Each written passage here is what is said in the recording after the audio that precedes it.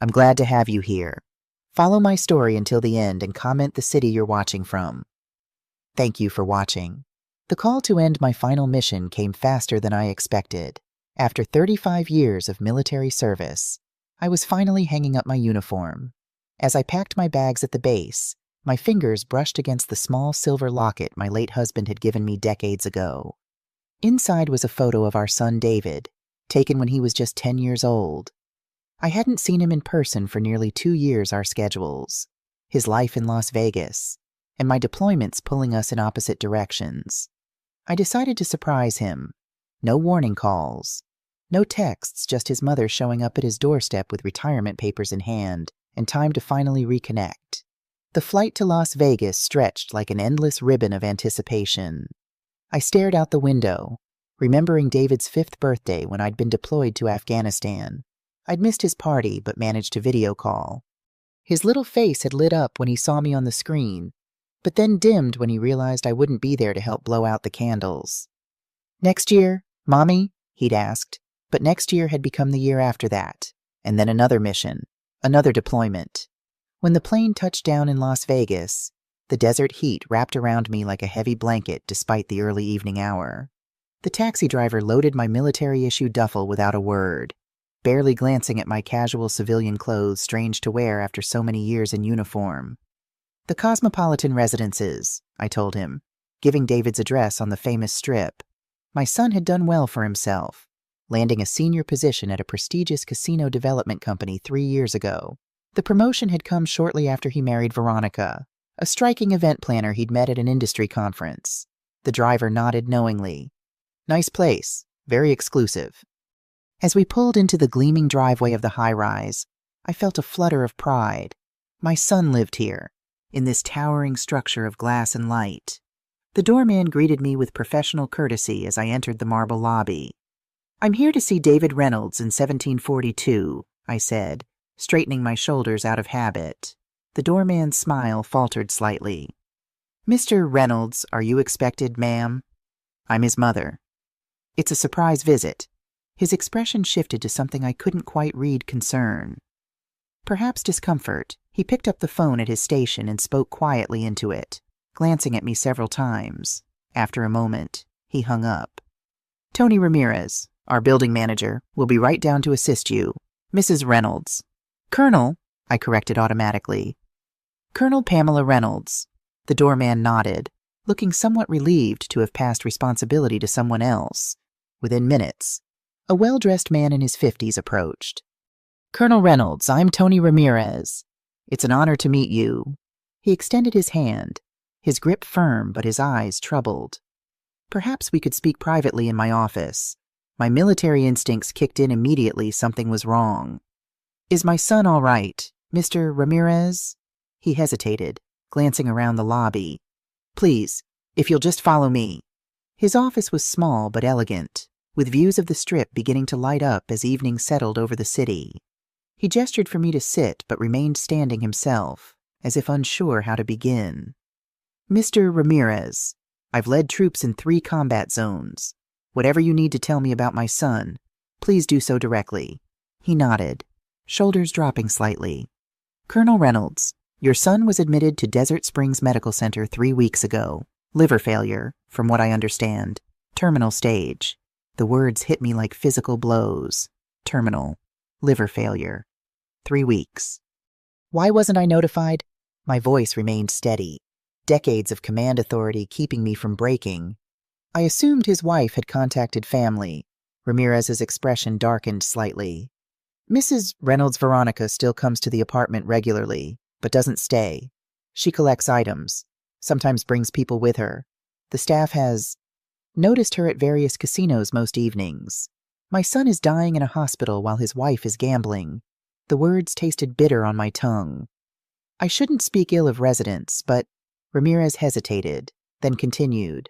"Several staff members have expressed concern. Your son was well liked here, always kind, respectful. His wife is different." I stood abruptly. "I need the hospital address." "Of course." He wrote it down quickly, then added, "Colonel, the staff has kept Mr. Reynolds' apartment secure, but Mrs. Reynolds has been removing items regularly. Expensive items. If you need access, I can arrange it since you're immediate family. Thank you. I took the paper with the hospital information, my fingers perfectly steady despite the storm inside me. I may need that later. As I left the building, my mind was already shifting into mission mode. Gather intelligence, assess the situation, develop strategy. I'd spent decades honing these skills in military operations. Now I was deploying them for my son. The taxi ride to Desert Springs Medical Center passed in a blur of neon lights and crowded streets. Las Vegas continued its endless party while my world collapsed inward around a single devastating fact: my son was dying. And I hadn't known. I remembered David's college graduation. I'd been stateside then, thankfully. His face had beamed with pride as he crossed the stage. "You made it, Mom," he'd whispered when we hugged afterward, as if my presence was the real achievement that day, not his degree. How many moments had I missed? How many times had he looked for me in the audience and found my seat empty at the hospital reception desk? I stated my name and relationship clearly, military bearing taking over when emotions threatened to overwhelm me. The night nurse looked up with surprise. "Colonel Reynolds, Dr. Ortiz has been trying to reach next of kin for weeks. If you'll follow me, please."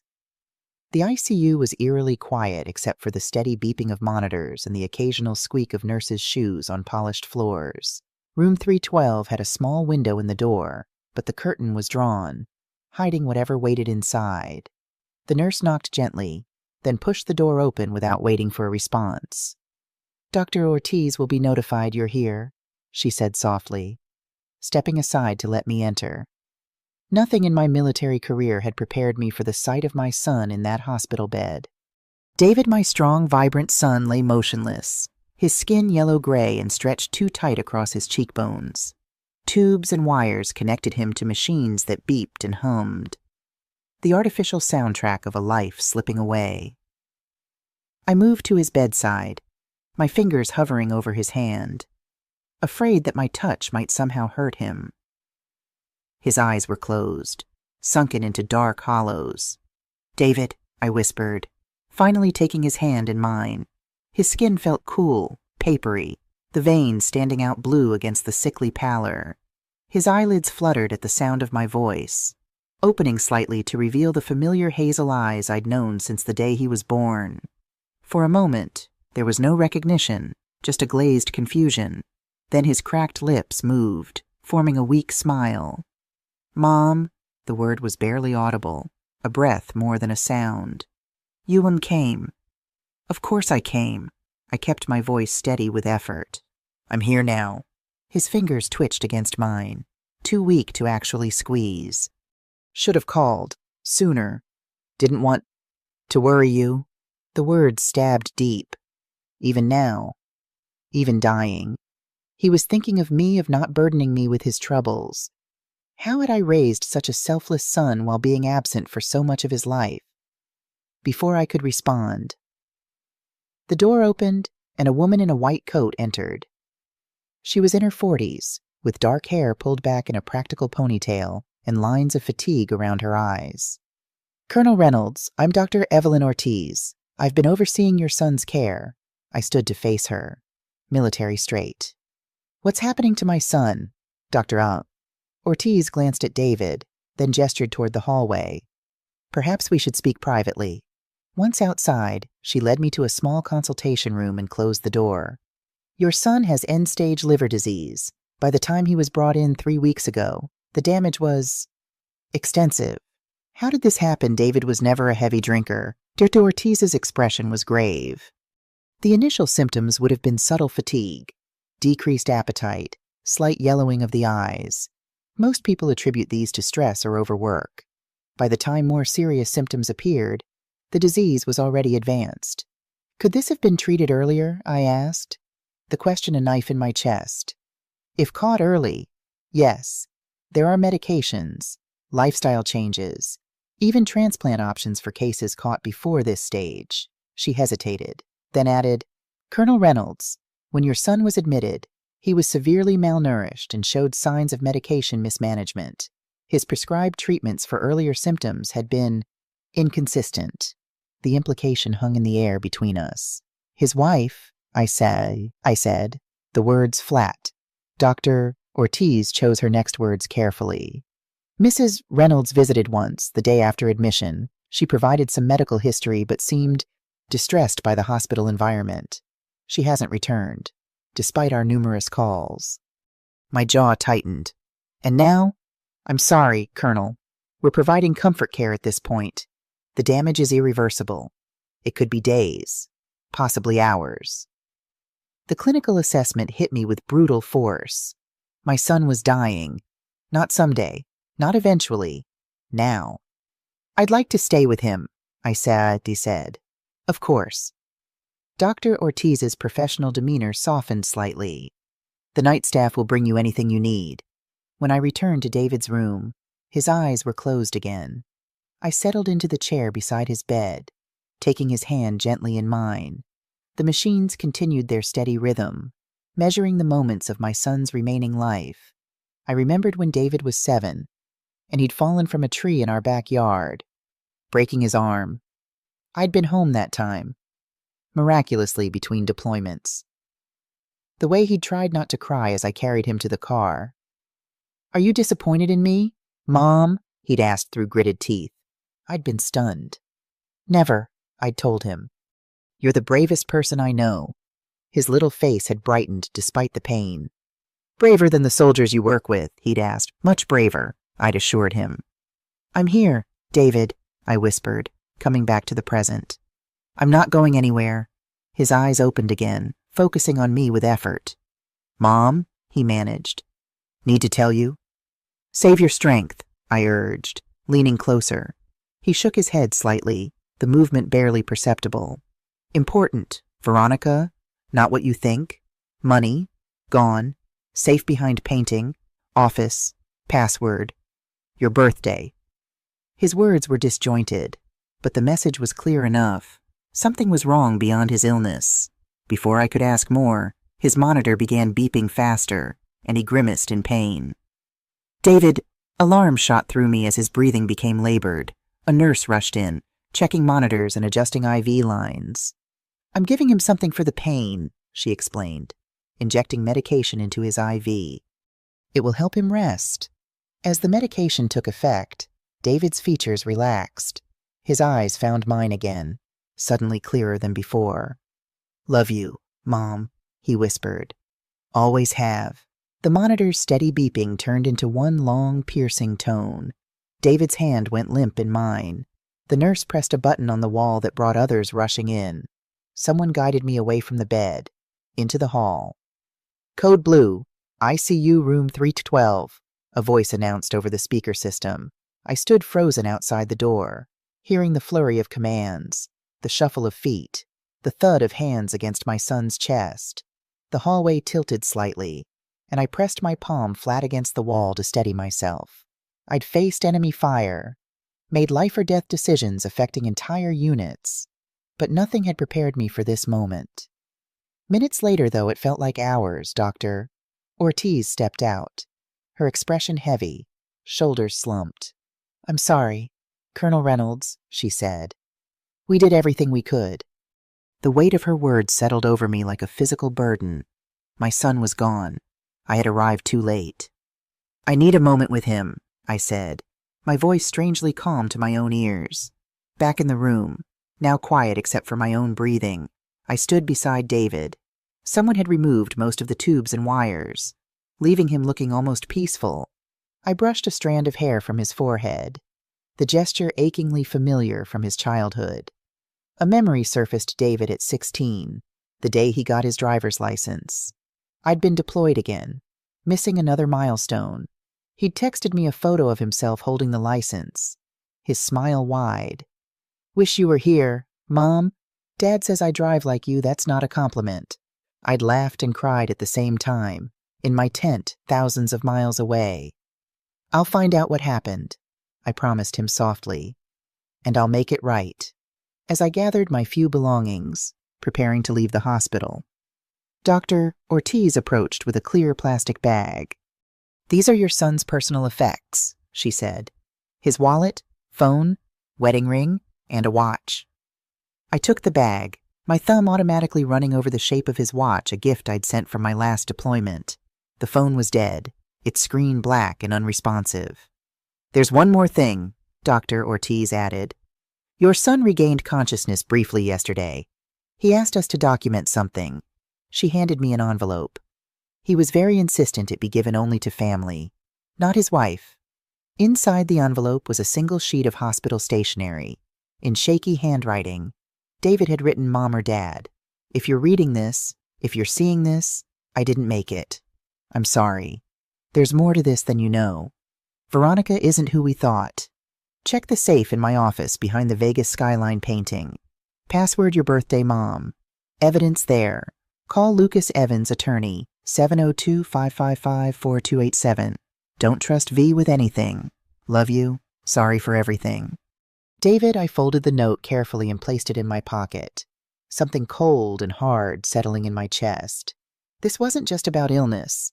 David's final message confirmed what I'd already begun to suspect: something far more sinister had been happening in my son's life. The taxi back to the Cosmopolitan felt like a journey through a strange, disconnected world. Las Vegas continued its endless celebration around me, oblivious to my loss. Lights flashed, music pulsed from open doors. People laughed and shouted on the sidewalks. Life went on, heedless of the fact that my son's had ended. Tony Ramirez was waiting when I arrived. One look at my face told him everything. "Colonel Reynolds, I'm so sorry," he said quietly. "I need access to my son's apartment," I replied, my voice steady despite the grief threatening to pull me under. "Now?" he nodded, leading me to the elevator without further questions. The ride to the 17th floor was silent, each of us lost in our own thoughts. When the doors opened, he used a master key to unlock apartment 1742. "Take all the time you need," he said. "If you require anything, the staff is at your disposal." The apartment was stunning. Floor-to-ceiling windows showcased the famous Las Vegas Strip, now a river of light in the darkness. Expensive furniture, tasteful art, and modern amenities spoke of success and wealth. But looking closer, I saw signs of neglect: mail piled on a side table, unwashed glasses in the sink, a fine layer of dust on some surfaces, and something else: signs of hasty removal. Empty spaces on walls where artwork had hung, gaps on shelves where decorative items should have been. Cabinet doors left slightly ajar. I moved through the space methodically, taking in every detail. The master bedroom was in disarray, drawers pulled open, clothing scattered across the bed, jewelry boxes empty on the dresser. Not the chaos of a search, but of someone grabbing valuables in a hurry. A photo on the nightstand caught my attention: David and Veronica on their wedding day, 2 years ago. I'd attended via video call, another milestone viewed through a screen. In the photo, David looked happier than I'd seen him in years, his arm around his new bride. Veronica was stunning in white, her smile perfect for the camera. But something in her eyes gave me pause, a calculation, an awareness that seemed out of place on a day meant for love. I remembered our first video call after they met. "She's amazing, Mom," David had gushed. "Smart, ambitious, she understands the industry like no one I've ever met." I'd been happy for him, but cautious.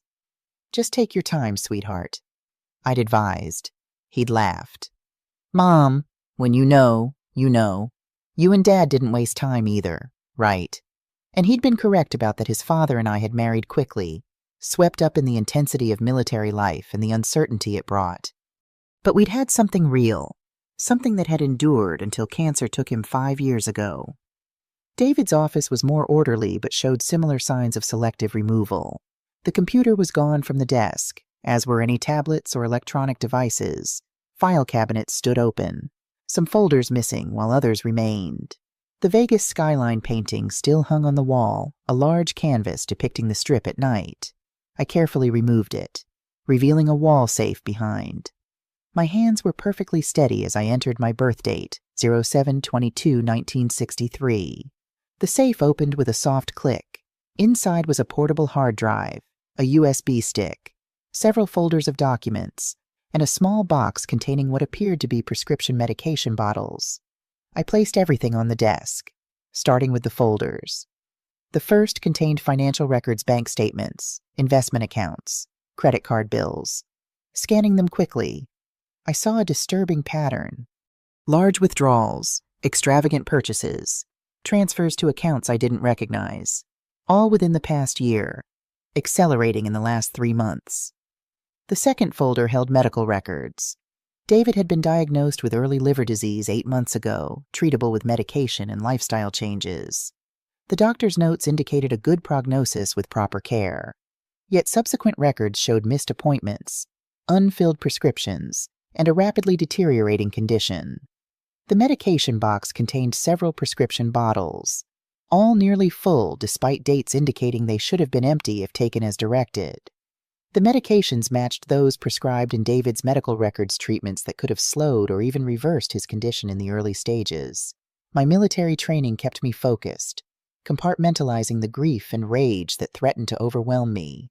This wasn't just negligence, it was deliberate. I connected the USB drive to my phone. It contained audio files dated over the past 6 months. I played the most recent one, dated just a month ago. David's voice, already weakened but determined. I'm documenting this in case something happens to me. Veronica has been systematically emptying our accounts. When I confronted her about my missing medication, she claimed she was refilling them regularly. But I found these my original prescriptions, hidden in her closet, nearly untouched. Another file, from 2 months prior, Veronica brought home these pills, claiming they're natural supplements from her friend's holistic practice. She watches me take them every morning. Since starting them, I've been feeling worse, more nausea, more fatigue. I've been secretly spitting them out when she's not looking. My hands tightened around the phone. David had been documenting his own slow murder. The hard drive contained more evidence photos of financial documents, screenshots of text messages between Veronica and someone named Alex discussing the plan and waiting game, copies of life insurance policies showing Veronica as the sole beneficiary for a $2 million payout. As I processed this information, I heard the apartment door open. Footsteps approached the office confident, accompanied by the click of high heels on hardwood floors.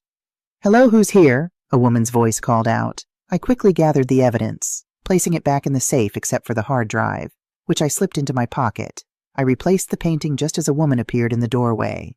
She was beautiful in a calculated way, designer clothes, perfect makeup, hair styled in expensive waves. Diamond earrings caught the light as she tilted her head, assessing me with cold precision. "You must be David's mother," she said, her voice shifting to a practiced tone of grief. "I'm Veronica. I'm so sorry we're meeting under these circumstances."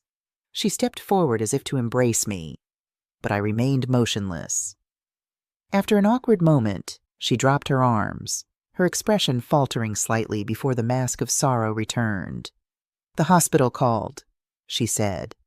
"I was out, trying to distract myself. This has all been so terrible." She dabbed at dry eyes with manicured fingers. David was everything to me. The lie hung in the air between us.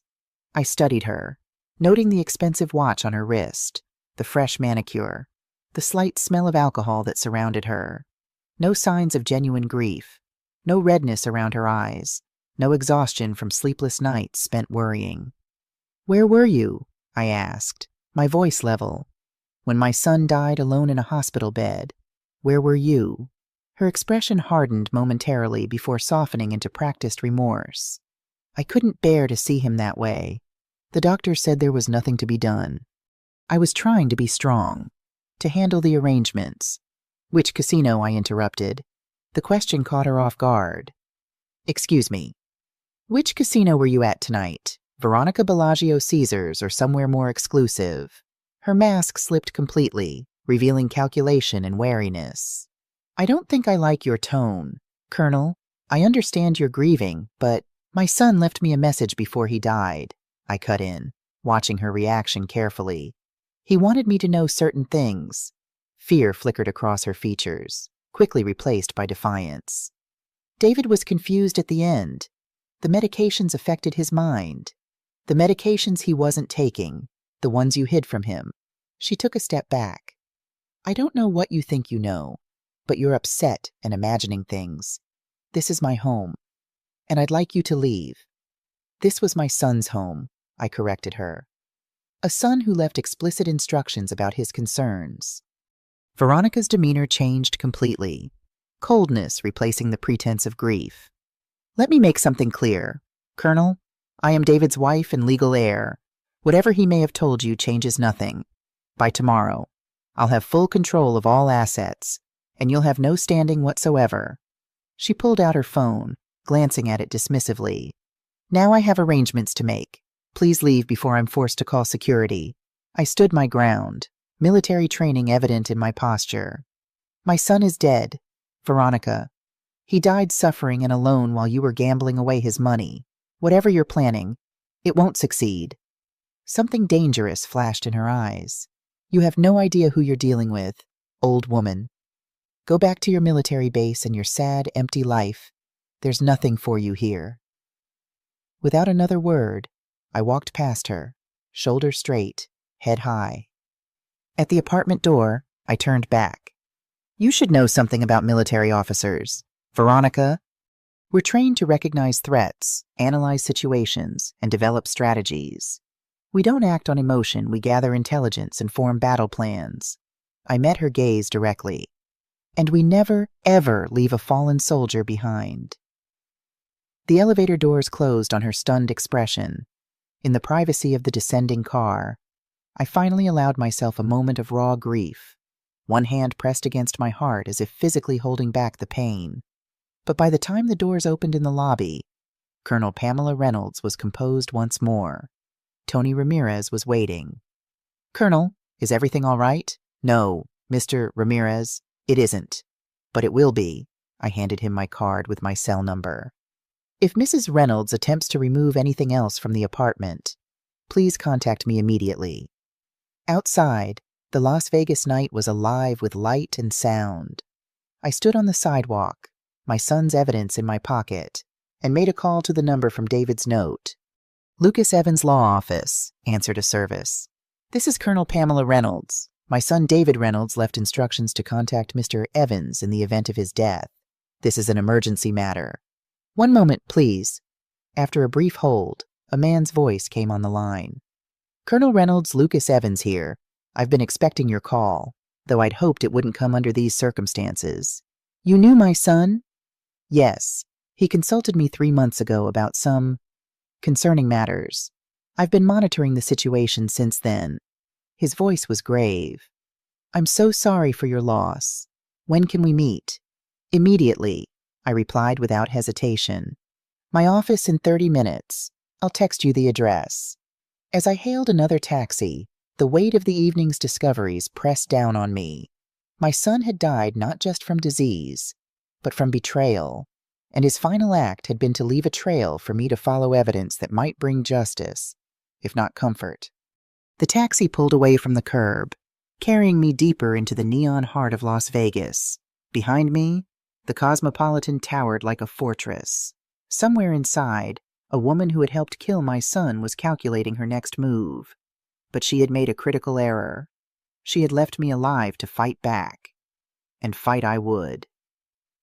Lucas Evans's law office was located in a small but prestigious building just off the Strip, away from the constant noise and flashing lights.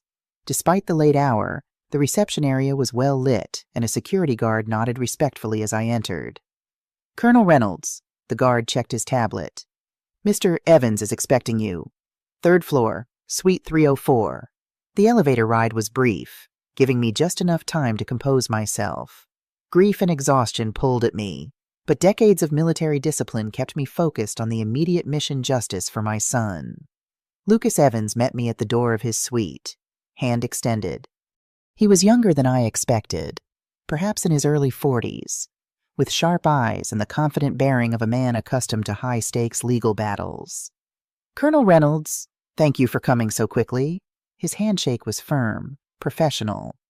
Please, come in. His office was understated but elegant leather chairs, dark wood furniture, law books lining built-in shelves. No flashy Vegas aesthetics here, just quiet competence. Can I offer you anything, water, coffee? Evans gestured to a chair across from his desk. Just answers, I replied, sitting with military posture despite my exhaustion. Evans nodded, taking his own seat. Your son consulted me 92 days ago. He was concerned about unusual financial activity in his accounts and suspected his wife was involved. He opened a folder on his desk. David was thorough in his documentation. He provided bank statements, recorded conversations, medical records. He recorded her. The thought of my son secretly gathering evidence against his own wife sent a fresh wave of pain through me. Yes, Nevada is a one-party consent state for recordings. Evans's expression was grave. What he captured was concerning, his wife discussing his health deterioration with apparent satisfaction, conversations about life insurance policies, references to accelerating the timeline. I placed the hard drive from David's safe on the desk. He left more evidence. Evans connected it to his computer, scanning through files quickly. His expression hardened as he listened to several audio clips and reviewed documents. This is even more damning than what he originally provided, he said finally. Combined with what we already have, there's enough here to freeze all assets immediately and potentially pursue criminal charges. How quickly can you act? I asked. She believes she'll have control of everything by tomorrow. She's mistaken. Evans began typing rapidly on his keyboard.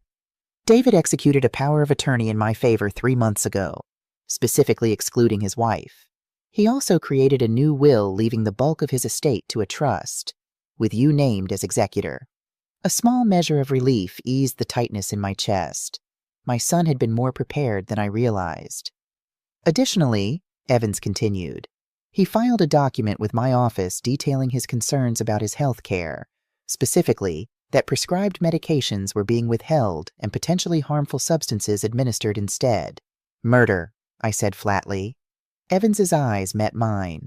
Potentially, yes. At minimum, elder abuse, financial fraud, and medical negligence. Given your son's vulnerable health status, the penalties could be severe. What do we do first? I'll file emergency papers tonight to maintain the asset freeze David initiated before his hospitalization. By morning, I'll have injunctions preventing Veronica from accessing any accounts, properties, or safety deposit boxes. His efficiency was reassuring, reminiscent of the best military operations officers I'd worked with. And then we build our case, both civil and criminal. Evans leaned forward. Colonel Reynolds, what we have is compelling, but Veronica won't go down without a fight. She'll have attorneys, possibly connections we're not aware of yet. You don't know who you're dealing with, I quoted her words back. That's what she said to me tonight. Evans's expression tightened. That's concerning. It suggests she may have protection beyond standard legal representation. I need to understand exactly what we're facing, I said. David mentioned money being gone. How much are we talking about? Evans opened another file on his computer. Based on the records David provided, approximately $1.7 million has been removed from various accounts over the past year. Wire transfers, cash withdrawals, luxury purchases. He scrolled through several pages. The pattern accelerated significantly in the past 3 months. After his diagnosis, I noted. Exactly. There's also a life insurance policy for $2 million taken out 18 months ago with Veronica as the sole beneficiary. The calculated nature of it all made my blood run cold. She married my son for money, then killed him to collect. And she may not be working alone. Evans pointed to several transactions on the screen. These transfers went to accounts registered to an Alexander Kozlov and a corporate entity called Velvet Touch Enterprises. David was investigating these connections when his health declined dramatically. What do we know about them? Limited information so far. Kozlov appears to be a Russian national with business interests in several Vegas casinos. Velvet Touch Enterprises owns properties throughout the city, mostly high-end entertainment venues.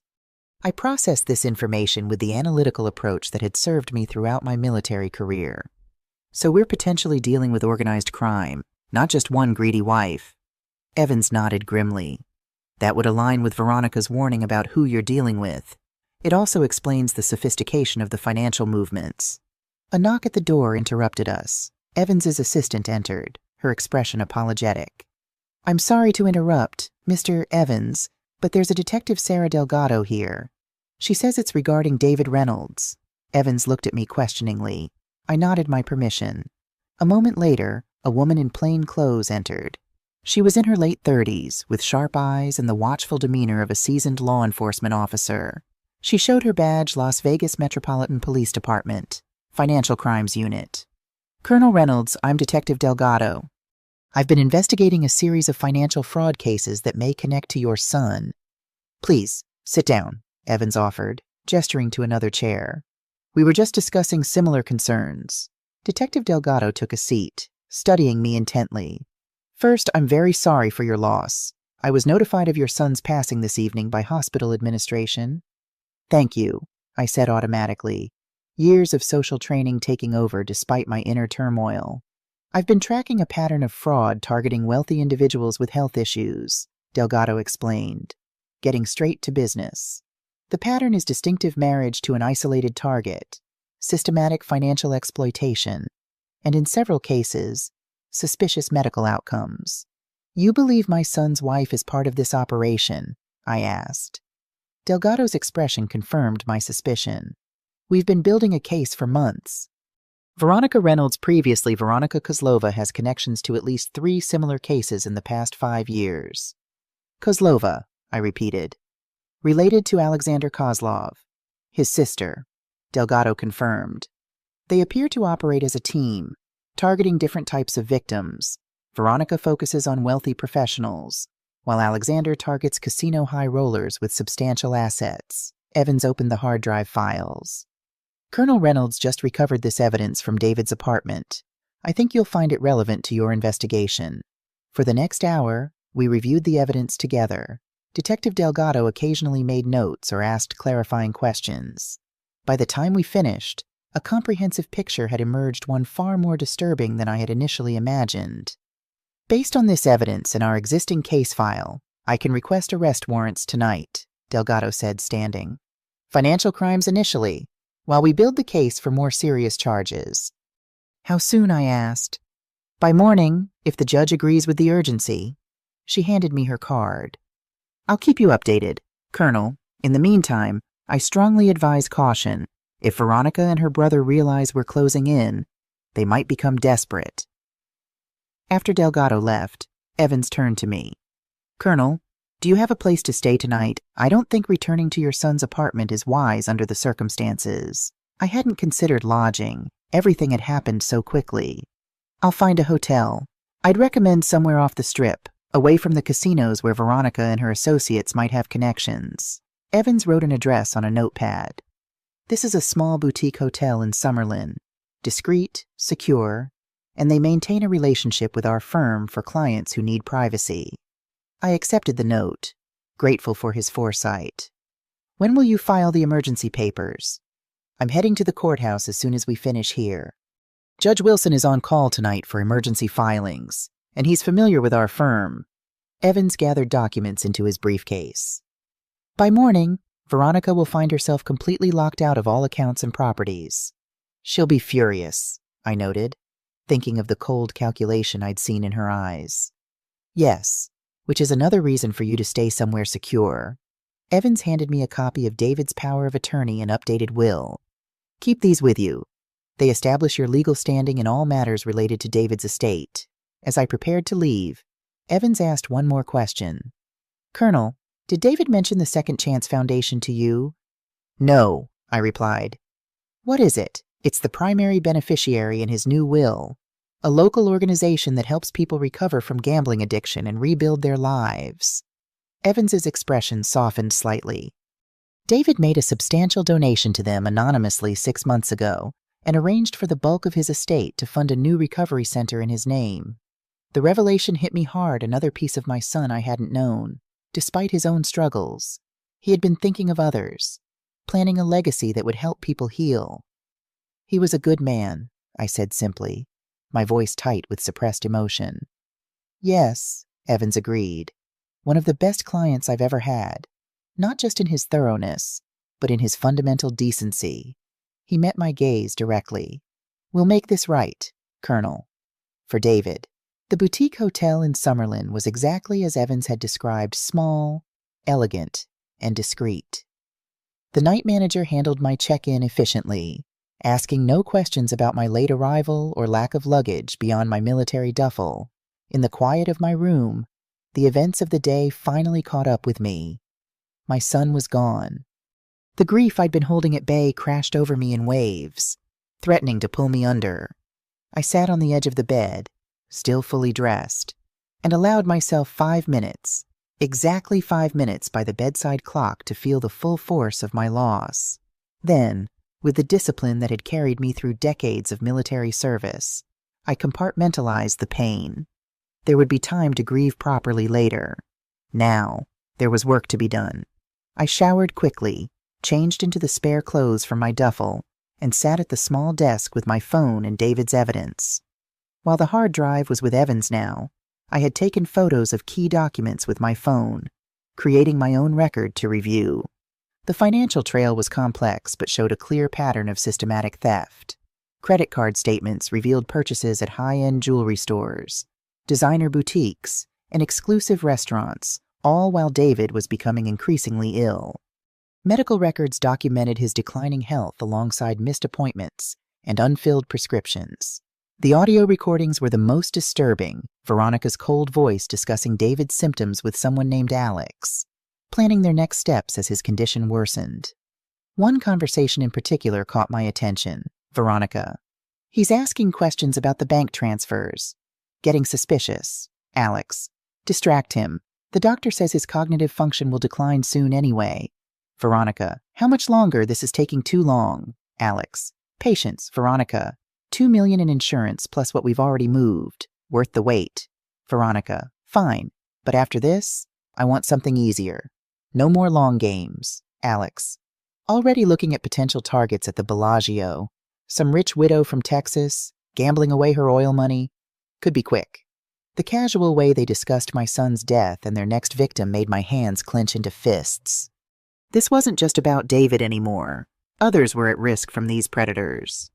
By 4 a.m., I had organized everything into a comprehensive timeline, noting key events, transactions, and conversations. It painted a damning picture of calculated exploitation and, potentially, murder. I tried to sleep but managed only a fitful doze before my military-ingrained internal clock woke me at 600. After a quick breakfast in the hotel's small dining room, I called Lucas Evans. "The emergency papers were filed and approved at 2 a.m., he reported. "All accounts are frozen, property access restricted. I've also contacted the life insurance company to flag the policy and prevent immediate payout." "How will Veronica be notified?" I asked. "She'll receive official notification by courier this morning. I expect we'll hear from her attorney shortly thereafter." "Good." I checked my watch. "I'd like to visit the Second Chance Foundation today. I want to understand what David was supporting." "Of course. I'll text you the address. Ask for William Nelson, the director." David worked closely with him on the planned recovery center. After hanging up, I checked my email to find a message from Detective Delgado. "Arrest warrants approved. Officers will apprehend VR and AK this morning. Will update when completed."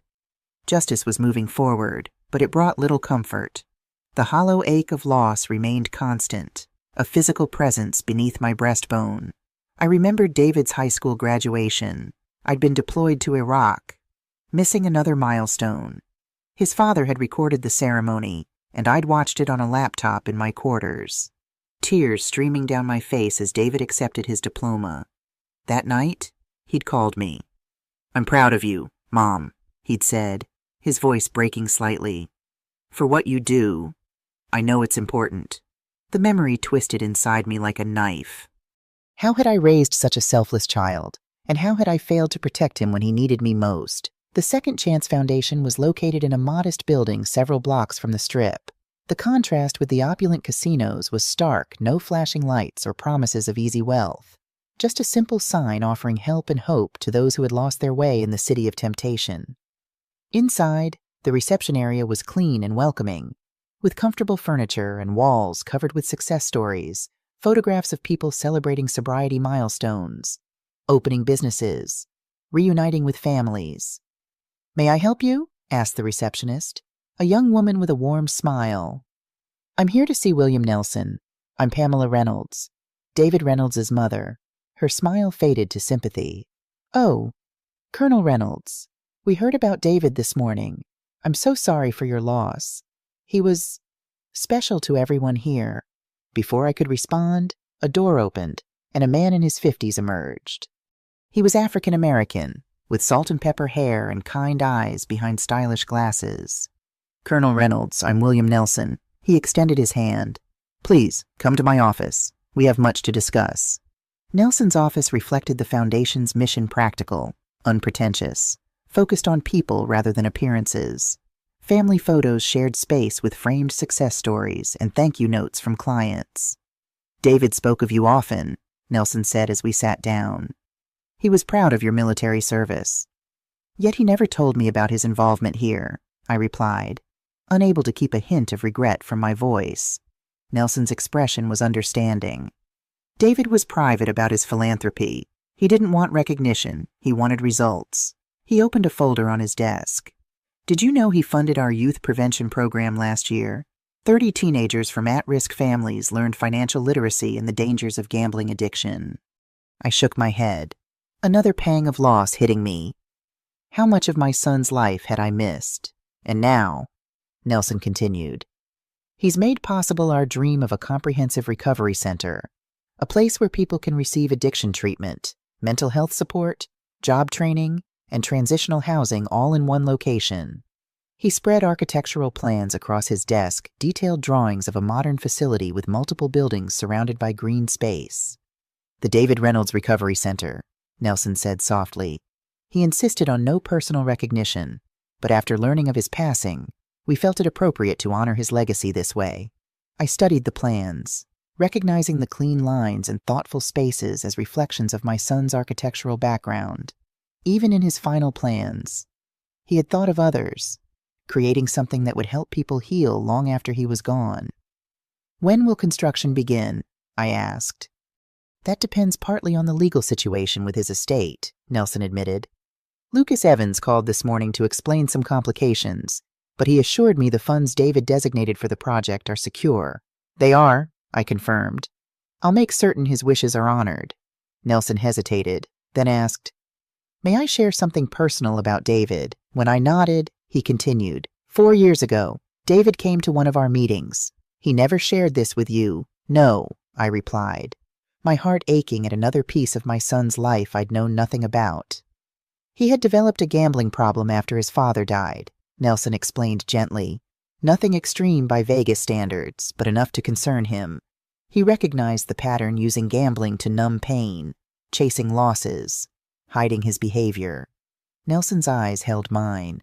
"He came here for 6 months, got himself back on track, and then, instead of walking away, he asked how he could help others." The revelation stunned me. I'd known David had struggled after his father's death, we both had, but I'd had no idea he'd sought help for addiction, and certainly no idea he'd turned that experience into such profound generosity. "I think," Nelson continued softly, "David didn't tell you because he didn't want to add to your burdens. He always spoke of how much responsibility you carried, how strong you had to be for others. He wanted to handle this himself, prove he could overcome challenges on his own." Just like his father, I thought James had been the same way, determined to handle problems independently, reluctant to add to my worries during deployments. And apparently, I'd been too absent, too focused on my career, to notice the pattern repeating in our son. "The last time I saw David," Nelson said, "was 3 weeks ago. He came to finalize some details about the recovery center. He seemed troubled. When I asked if everything was all right, he just said he was handling some personal matters, but that the project would move forward no matter what. He knew," I realized aloud. He knew what Veronica was doing, and he was making arrangements to protect his legacy. As we discussed the details of the planned center, my phone buzzed with a text from Detective Delgado. "Veronica in custody. AK, not at known locations. Executing additional search warrants. Will call with updates." I excused myself to return the call, stepping into the hallway for privacy. "Alexander Kozlov appears to have been tipped off," Delgado explained when she answered. "He wasn't at any of his known residences, and security footage shows him leaving the Bellagio at 3 a.m. with luggage. What about Veronica? I asked. We found her at the apartment. She was in the process of removing items when officers arrived. Delgado's voice held satisfaction. She's being processed now, facing initial charges of financial fraud, elder abuse, and exploitation of a vulnerable adult. More serious charges may follow pending the medical investigation. Is she talking? Not yet. She's demanded her attorney. Delgado paused. Colonel, there's something else you should know. When officers searched her, they found a key to a private storage facility. We're getting a warrant now, but it may contain additional evidence. Keep me informed, I requested.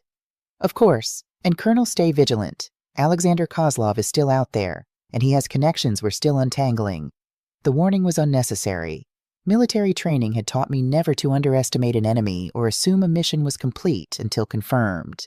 Alexander's escape complicated matters but didn't change the overall strategy. I returned to Nelson's office to continue our discussion. By the time I left the Foundation an hour later, I had a clearer understanding of David's vision and my role in bringing it to fruition. As I stepped onto the sidewalk, my phone rang Lucas Evans. Colonel, Veronica's attorney has reached out. Gregory Pearson, high-priced criminal defense lawyer known for representing casino executives and occasionally organized crime figures. What does he want? A meeting.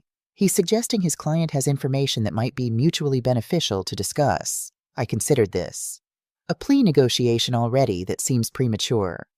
I agree, which makes me suspect she's offering information about something bigger, possibly her brother's operation or their other targets. I'll meet with them, I decided.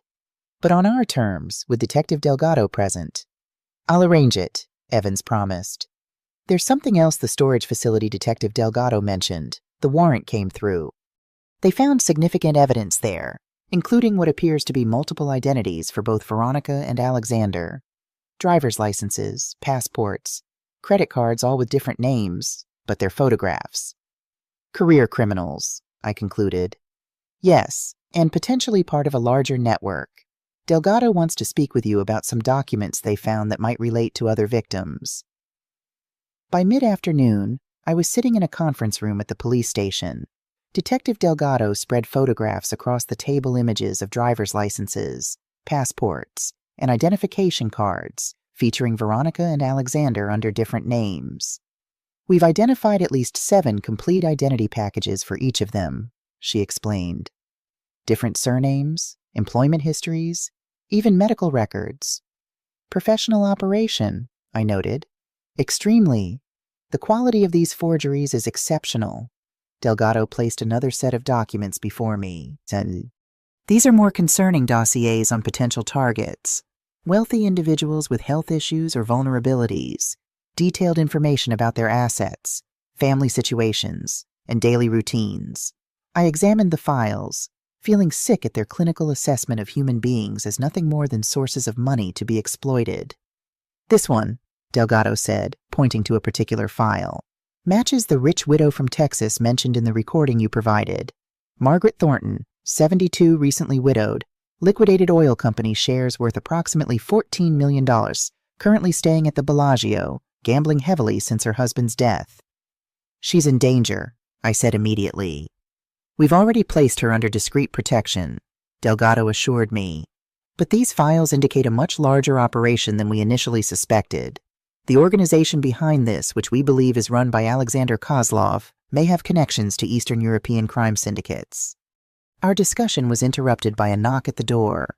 Lucas Evans entered with another man, tall, impeccably dressed, with the confident bearing of someone accustomed to power. Colonel Reynolds, Detective Delgado, this is Gregory Pearson, representing Veronica Reynolds. Pearson nodded coolly. Thank you for agreeing to this meeting. My client has information she believes would be valuable to your investigation information about operations far beyond her own involvement. In exchange for what? Delgado asked directly. Consideration during charging and sentencing, Pearson replied smoothly, and certain protections, given the dangerous nature of the people she would be informing on. I studied Pearson carefully. Your client helped kill my son for money. Why would I support any deal that reduces her accountability? Pearson's expression remained professionally neutral. Colonel Reynolds, I understand your grief and anger. But my client's information could potentially save lives and stop others from experiencing similar losses. It was a calculated appeal, designed to leverage my military background and sense of duty. And despite my personal feelings, it worked. If Veronica's information could prevent other families from suffering as I was now, I had a responsibility to consider it. I'll listen, I said finally, but I make no promises. 20 minutes later, we were seated in an interview room. Veronica looked markedly different from our last encounter, the designer clothes replaced by a prison jumpsuit, her perfect makeup gone, dark roots showing in her blonde hair, but her eyes remained calculating, assessing each of us as potential tools for her survival. Colonel Reynolds, she began, her voice artificially contrite, I want to express my deepest condolences. Save it, I interrupted coldly. You're here to provide information, not false sympathy. Her mask of remorse slipped, revealing the cold pragmatism beneath. Fine, direct approach. I respect that. She leaned forward. My brother Alexander runs a sophisticated operation targeting wealthy individuals in multiple cities. Las Vegas is just one hub. There are similar operations in Miami, New York, and Los Angeles. How many victims? Delgado asked. That I know of personally, 17 over the past 3 years. The total organization probably 10 times that. Veronica's tone was matter-of-fact, as if discussing business metrics rather than ruined lives. And your role, I prompted. Identification and initial approach of targets. I have a particular new skill set for connecting with certain types of men. Her eyes flickered to me. David was different, more cautious, more intelligent than most. It took longer to gain his trust. The casual way she spoke of manipulating my son made my jaw tighten, but I maintained my composure. The organization has a structured hierarchy, she continued. Alexander reports to someone he calls the director. I've never met them personally, but they're based in Europe. The U.S. operation is divided into regional cells, each with specialized roles: spotters who identify potential targets, actors who establish relationships, financial experts who handle the money movements. I remembered my own military intelligence training. This sounded like a professional intelligence operation rather than a simple criminal scheme. What about the medical aspects? I asked directly. David's medication, his declining health, was that standard procedure. Something flickered across Veronica's face, perhaps the closest thing to genuine discomfort she was capable of feeling. Medical acceleration is used only in specific circumstances, she said carefully. When a target becomes suspicious, or when the potential payout justifies expedited closure. Accelerated closure, I repeated, the clinical euphemism for murder making my blood boil. Is that what happened to my son? Veronica glanced at her attorney, who nodded slightly. David discovered unauthorized transfers 2 months ago, she admitted. He confronted me, threatened to contact authorities. Alexander decided he had become a liability. So you withheld his medication and hastened his death, I stated flatly. It wasn't that simple, Veronica countered, a hint of defensiveness creeping into her voice. The original plan was just financial. David's health issues were an unexpected opportunity. The room temperature seemed to drop as she spoke those words. Detective Delgado shot me a concerned glance, clearly worried about my reaction. But years of military discipline held firm I would not give Veronica the satisfaction of seeing my pain. This director, I said instead. Do you have a name, location, any identifying details? Veronica's expression turned calculating again. That would be my most valuable information, worth significant considerations regarding my case. Detective Delgado took over smoothly. We're not negotiating a comprehensive deal today, Ms. Reynolds. We're assessing the value and veracity of your information. The more forthcoming you are now, the more favorably it will be viewed in any future discussions. Veronica considered this, then nodded. The director operates primarily from Prague, but has residences in Monaco, London, and New York. I've heard Alexander refer to him as Dragomir, but I believe that's a code name, not his actual identity. And Alexander's current location? I asked. Unknown to me, she replied, too quickly. We maintain operational separation for security.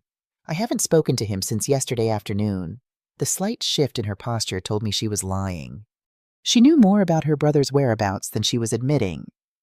For the next hour, Veronica provided additional details about the organization's methods, targets, and financial structures. Some information seemed genuinely valuable, while other details felt calculated to increase her bargaining position without truly compromising the higher levels of the criminal enterprise. When we finally concluded the interview, Detective Delgado walked Evans and me to her office. "She's holding back key information," Delgado said once we were alone, "particularly about her brother's current location and activities." "Agreed," I replied. "She's trying to protect her primary leverage while appearing cooperative." "Still, what she's given us is significant," Evans noted. "It confirms the existence of a larger criminal organization and provides actionable intelligence on their methods." Delgado nodded. "We'll continue questioning her, cross-reference her information with evidence from the storage unit, and coordinate with federal agencies on the international aspects." As we discussed next steps, my phone buzzed with a text message from an unknown number. "Bellagio Poker Room, 8 p.m. Come alone if you want to know the truth about David. A.K." I showed the message to Delgado and Evans. "It's almost certainly Alexander Kozlov," Delgado said immediately. "This is extremely dangerous. Colonel, he's attempting to lure you into a public location where he has connections and advantages. It's also an opportunity," I pointed out. "He doesn't know how much information Veronica has provided or what evidence we've already gathered." "Absolutely not," Evans interjected. "The risk is unacceptable. We should let the police handle this." "With respect," I countered, military strategy taking over. "A direct approach may be our best option. Alexander is clearly preparing to flee. This may be our only chance to confront him." Delgado considered this. "We could set up surveillance, have undercover officers in position throughout the casino." "He'll be watching for that," I said.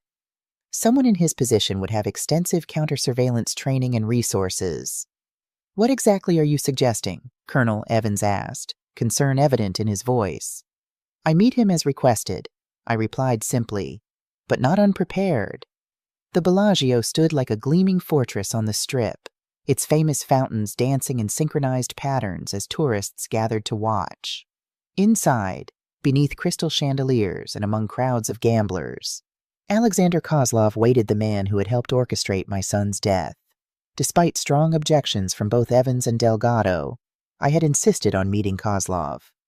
We'd compromised on the approach. I would wear a concealed recording device, and plainclothes officers would be strategically positioned throughout the casino, but not so close that Kozlov's counter-surveillance would likely detect them.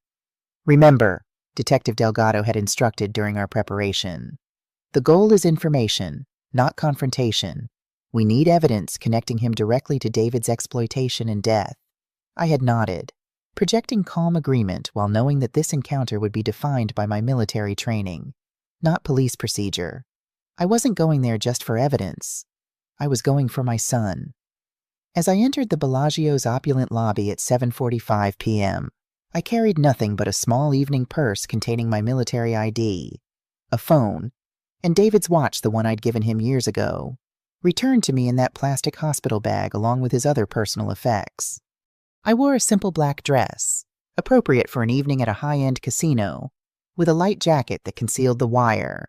The poker room was located past rows of slot machines and gaming tables, their electronic sounds creating a constant background din designed to mask the passage of time. I moved through the space with purpose, scanning faces and positions as I'd been trained to do in potentially hostile environments. The poker room itself was more subdued than the main casino floor, a space of serious money and calculated risk. Green felt tables, professional dealers, and players whose expressions revealed nothing of the fortunes being won or lost. He was waiting at a corner table, alone despite the crowded room. Alexander Kozlov was immediately recognizable from the photographs in Veronica's storage unit, handsome in a cold way, with sharp features, salt and pepper hair, and eyes that evaluated everything in terms of profit and loss.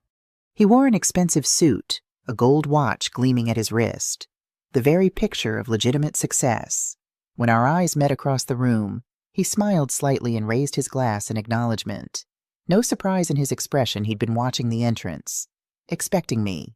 I approached his table with military posture, chin up, shoulders back, my grief and rage contained beneath a facade of composed strength.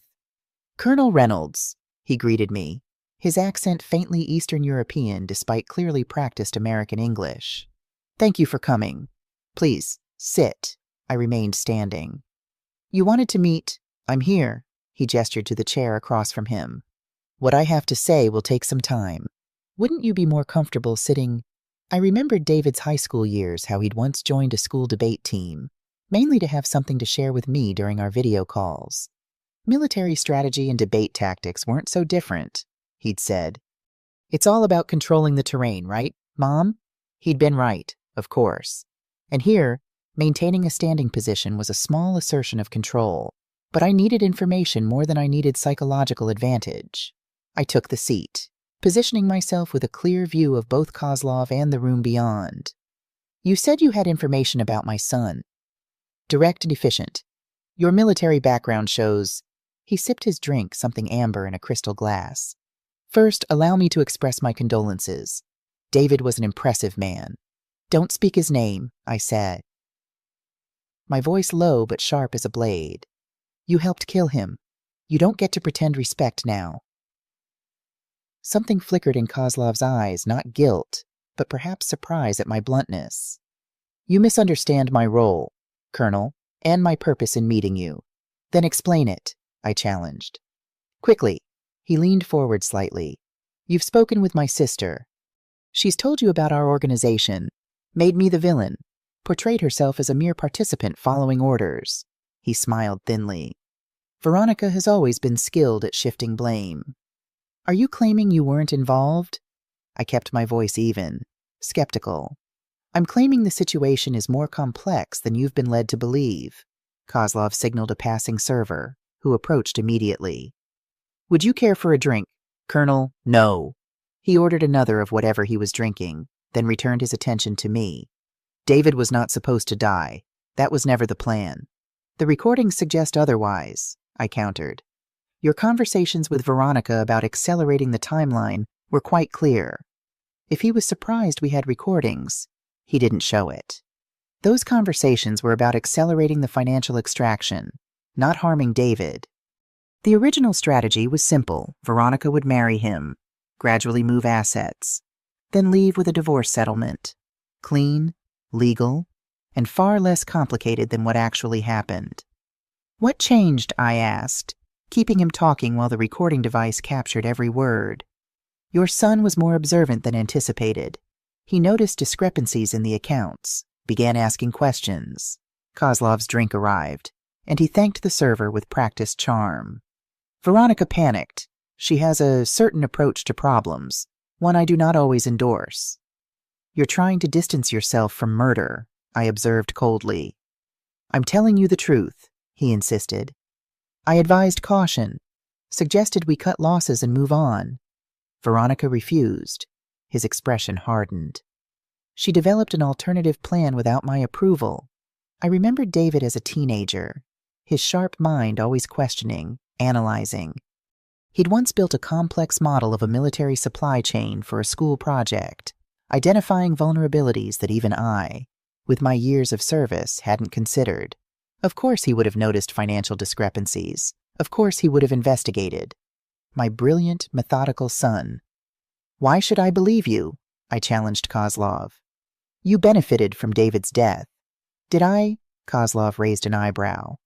"The life insurance is frozen. The accounts are locked. Police are searching for me.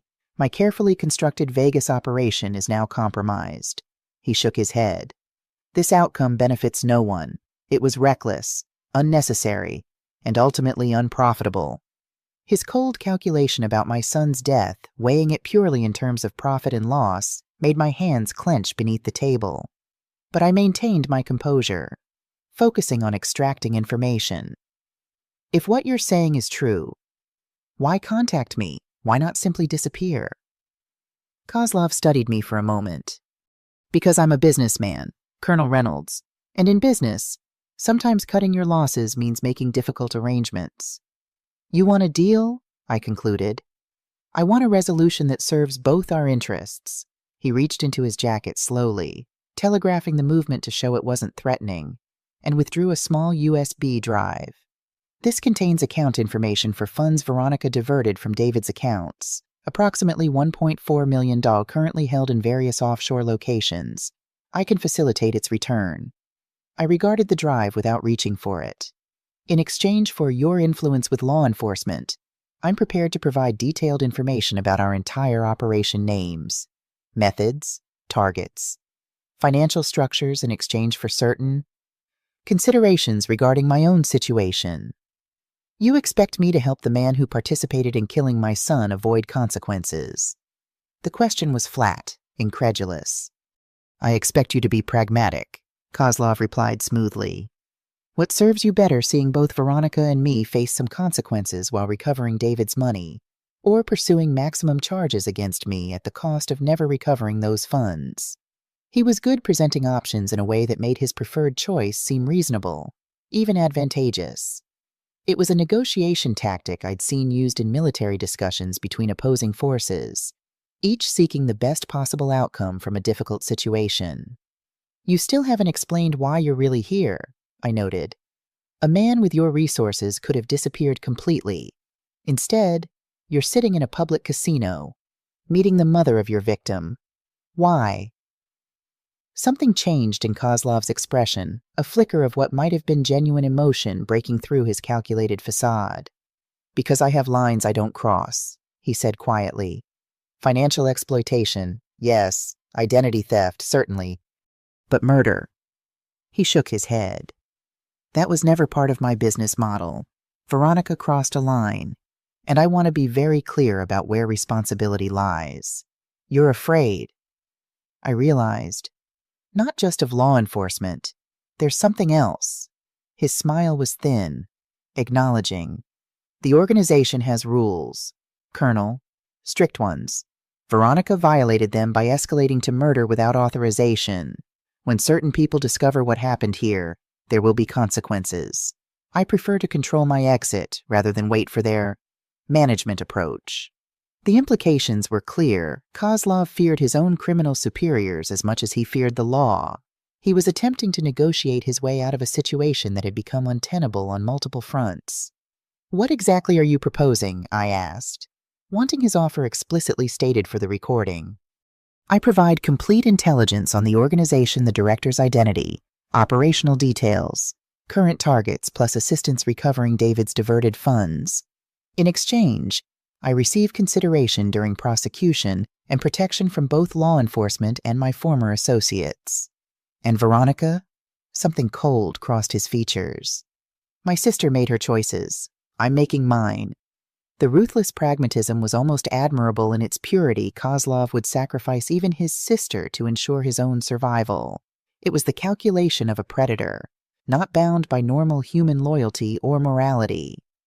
I need to consider your offer, I said finally, making no move to take the USB drive still sitting on the table between us. Of course, Kozlov slid a business card across the table instead. This number will reach me for the next 48 hours. After that, he shrugged eloquently. As I rose to leave, he spoke again. One more thing, Colonel. The Texas widow Margaret Thornton. She was never my target. His eyes held mine. That operation belongs to someone else in the organization, someone still active despite my current situation. The warning was clear even with Veronica in custody and Kozlov negotiating his surrender. Others remained active, hunting vulnerable targets. Why tell me this? I asked. Consider it a gesture of good faith. His smile didn't reach his eyes, and perhaps an acknowledgement that not all victims deserve their fate. I left without further comment, moving through the casino with measured steps despite the urge to run from his calculating presence. Outside, in the relative quiet of the Bellagio's garden atrium, I contacted Detective Delgado. We heard everything, she confirmed. Officers are maintaining surveillance on Kozlov, but we're holding on the arrest until we evaluate his offer. He's playing us, I said flatly, trying to minimize his involvement in David's death. Absolutely, Delgado agreed. But some of what he said aligns with evidence we're finding. The organizational structure he described matches financial patterns we've tracked. And his claim about Veronica acting independently might explain why their methods escalated so dramatically with David. We agreed to meet at the police station to review the recording and discuss next steps. As I ended the call, I noticed a text message that had arrived during my conversation with Kozlov.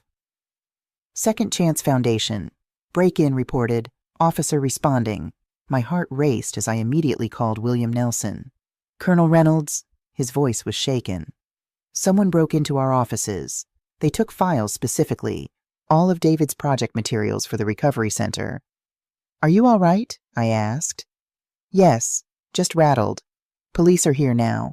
I'm on my way, I told him, already moving toward the exit. The Foundation's offices were in disarray when I arrived 30 minutes later. Filing cabinets stood open, papers scattered across desks and floors.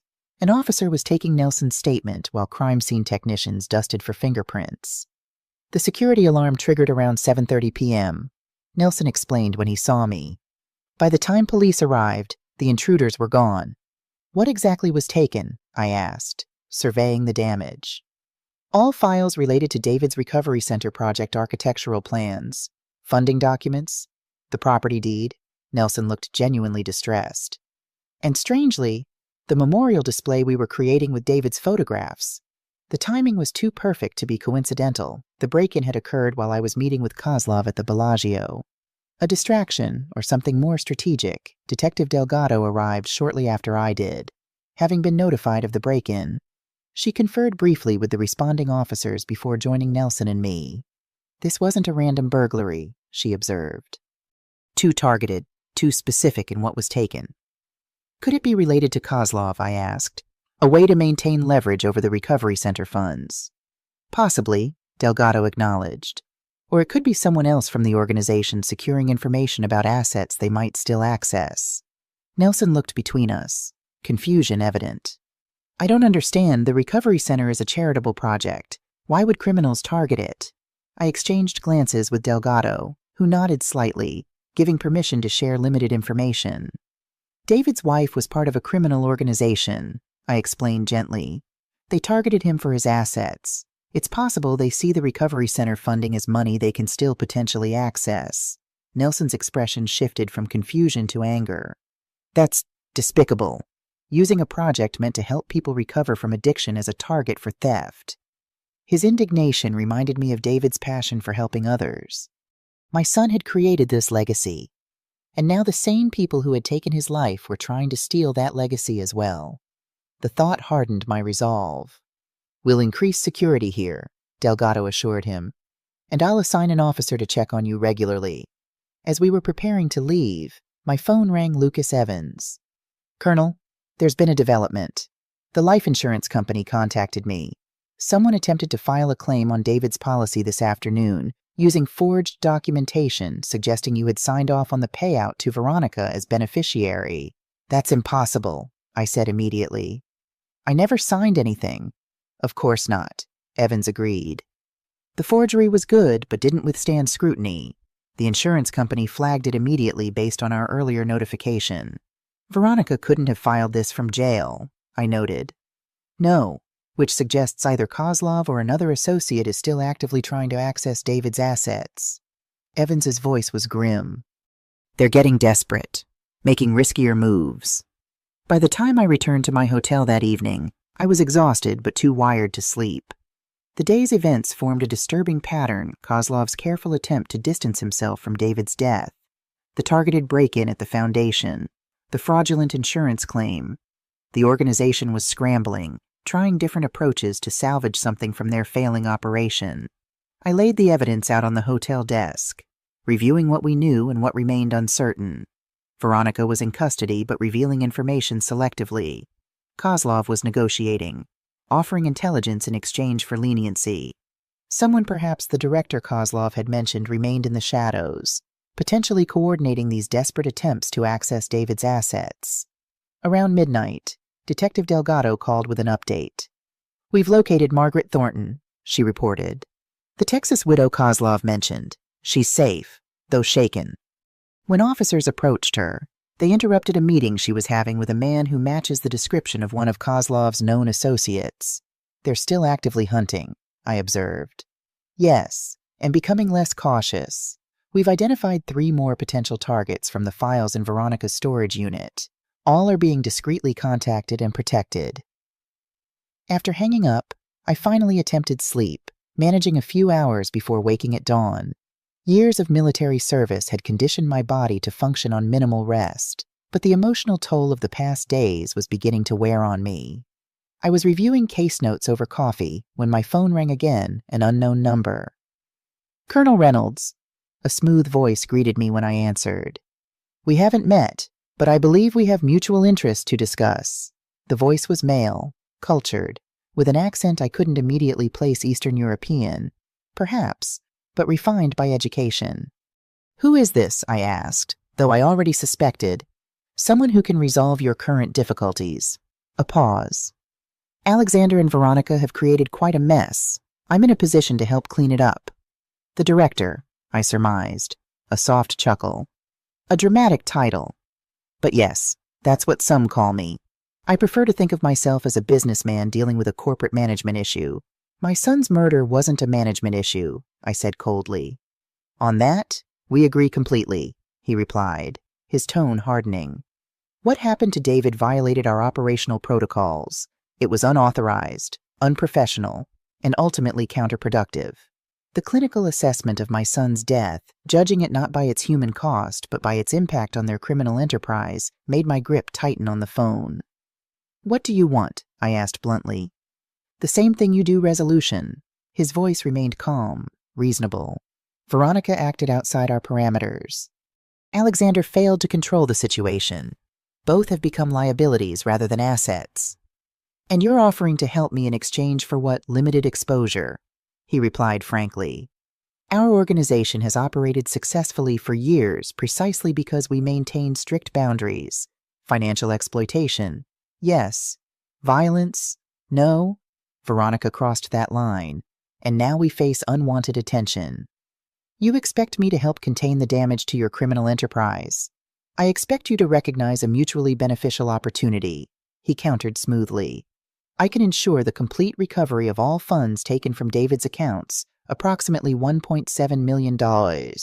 I can provide evidence confirming Veronica's sole responsibility for the medical aspects of his exploitation. And I can guarantee the security of the recovery center project David valued so highly." The offer was tempting in its comprehensiveness: full financial recovery, clear evidence for prosecution, protection for David's legacy project. But instinct and experience warned me that deals with predators rarely end as promised. "Why not simply eliminate Veronica and Alexander yourself? Your organization clearly has the resources." Another soft laugh. "Because that would be murder, Colonel, and as I've explained, we don't engage in such activities. We're financial specialists, not violent criminals." The distinction was meaningless to me. They had all participated in destroying lives, whether through bullets or bank transfers. "I need to consider your offer," I said finally, using the same delaying tactic I'd employed with Kozlov. "Of course. You're a strategist. It's why you excelled in your military career. But don't consider too long." His voice took on a subtle edge. "Opportunities, like operational windows, close quickly." He ended the call without providing contact information confident. I realized that he could reach me whenever he chose. The implied surveillance was meant to intimidate, but instead, it clarified my resolve.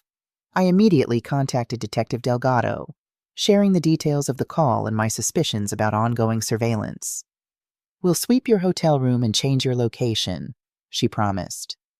"This confirms what we suspected: the organization is large enough that even with Veronica in custody and Kozlov negotiating, their leadership remains active.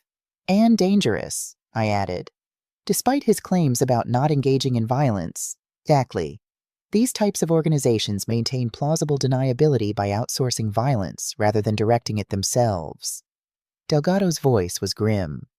"The director may not order killings personally, but he certainly has connections to people who do." We arranged to meet at the police station rather than my hotel, adding another layer of security. As I packed my few belongings, I received a text from Evans: "Emergency hearing granted, 2 p.m. today. Judge Wilson will review all evidence regarding estate control." The legal process was moving forward in parallel with the criminal investigation securing David's assets while building cases against those who had exploited him. It was progress, but it felt hollow in the face of his absence. At the police station, Delgado had assembled a small task force dedicated to the case financial crime specialists, detectives with organized crime experience, and analysts mapping the network based on evidence from Veronica's storage unit and information from both Kozlov and the mysterious director. "We've identified at least 12 potential victims across 4 cities," she explained, pointing to a digital map displayed on a large screen. 3 are deceased causes ranging from natural to accidental. 9 are alive but have experienced significant financial losses. "And David makes 13, I noted quietly. Delgado nodded solemnly. "Based on the pattern, we believe the organization has been operating in the U.S. for approximately 5 years, with connections to similar operations in Europe and Asia." "What's our next move?" I asked, instinctively falling into the collaborative language of tactical planning. If Delgado noticed my use of "our," she didn't comment on it. "We're coordinating with FBI and international agencies on the broader organization, locally. We're focusing on gathering enough evidence to charge Veronica with more serious crimes related to David's death. And Kozlov, still under surveillance. He hasn't left his hotel suite since your meeting last night." Delgado pulled up another screen showing surveillance footage. "He appears to be waiting for your response to his offer. And the director, no visual identification yet, but we're analyzing voice patterns from the recording you provided." The call was routed through multiple international servers, making it difficult to trace. As we reviewed the evidence, an officer entered with a message for Delgado. She read it quickly, her expression tightening. "There's been another development," she said, looking up at me. "The storage facility where we found Veronica's documentation, it caught fire an hour ago. Arson investigators are on scene, but preliminary assessment suggests it was deliberately set." "Destroying evidence," I concluded. "Trying to—" "Yes. Fortunately, we had already removed everything relevant to our investigation." Delgado frowned. "But it indicates the organization is actively cleaning up loose ends." The implication was clear. If they were willing to destroy a building, they might not hesitate to eliminate human liabilities as well. The director's claims about avoiding violence seemed increasingly hollow. "I'm concerned about William Nelson and the Second Chance Foundation," I said. "If they've already targeted the recovery center documents, the people involved might be at risk." "I'll increase the security detail there," Delgado promised, "and advise Nelson to take additional precautions." By the time I left for the emergency hearing at the courthouse, the case had expanded far beyond what I'd initially imagined. What had begun as seeking justice for David had evolved into dismantling an international criminal organization, one that was now actively working to cover its tracks. At the courthouse, Lucas Evans was waiting on the steps, briefcase in hand, expression grim. "Colonel, there's a new development," he said as we walked inside. "Veronica's attorney has filed a motion claiming she has evidence that David was mentally incompetent when he revised his will and created the trust for the recovery center." "That's absurd," I replied immediately. "David was perfectly sound until the final stages of his illness." "I agree, and we have medical documentation to counter it." Evans guided me through security. "But it's a tactical move, an attempt to create enough doubt to delay the proceedings. Why, the accounts are already frozen. She can't access them from jail." Evans' expression was troubled. "I think it's about buying time." "For what, exactly?" "I'm not certain." The courtroom was small but formal, with polished wood panels and the state seal mounted behind the judge's bench. Veronica was already present, seated beside her attorney. She wore jail-issued clothing, but someone had provided makeup and styled her hair in an attempt to present a more sympathetic image to the court. When she saw me, her expression remained neutral, though something calculating flickered in her eyes. She leaned toward her attorney, whispering something that made him nod and make a note on his legal pad. Judge Wilson entered, a man in his 60s with steel-gray hair and the focused expression of someone who valued efficiency. Everyone rose, then sat at his command. "Case number 2025 CV 4872 in the matter of the estate of David Reynolds," the clerk announced. "Emergency petition for permanent control of estate assets." Evans rose first. Lucas Evans, representing Colonel Pamela Reynolds, mother of the deceased and named executor in his most recent will. Pearson stood next. Gregory Pearson for Veronica Reynolds, wife of the deceased. Judge Wilson reviewed the documents before him, then looked up. Mr. Evans, you're seeking to transfer all estate control to Colonel Reynolds based on alleged financial exploitation by Mrs. Reynolds. Is that correct? Yes, Your Honor. We have substantial evidence of systematic financial abuse prior to Mr. Reynolds's death, as well as documentation of his clear wishes regarding his estate. And Mr. Pearson, you're contesting this based on claims about Mr. Reynolds's mental capacity at the time these documents were executed. That's correct, Your Honor. Pearson's voice was smooth, confident. We have evidence suggesting Mr. Reynolds was heavily medicated and experiencing cognitive decline when these changes were made. Judge Wilson nodded thoughtfully. I'll hear both arguments. Mr. Evans, proceed. For the next hour, Evans methodically presented our case. The financial records showing unauthorized transfers and withdrawals. The audio recordings of Veronica discussing David's declining health with apparent satisfaction. The documented evidence of medications being withheld. The carefully executed legal documents showing David's clear intent regarding his estate. Throughout the presentation, I kept my eyes forward, my posture military straight. Only once did I glance at Veronica, finding her whispering urgently to Pearson, her mask of calm slipping to reveal frustration and calculation. When Pearson presented his counterargument, it was as weak as Evans had predicted vague assertions about medication affecting David's judgment, claims that the financial transfers were authorized marital expenditures, suggestions that the recordings had been taken out of context. His most dramatic moment came when he produced a document allegedly signed by David, dated after the new will, stating his intention to reconsider the estate planning decisions. But when Judge Wilson examined it closely, his expression hardened. Mr. Pearson, are you aware that presenting potentially fraudulent documents to this court carries serious consequences? Pearson's confidence faltered visibly. Your Honor, my client provided this document.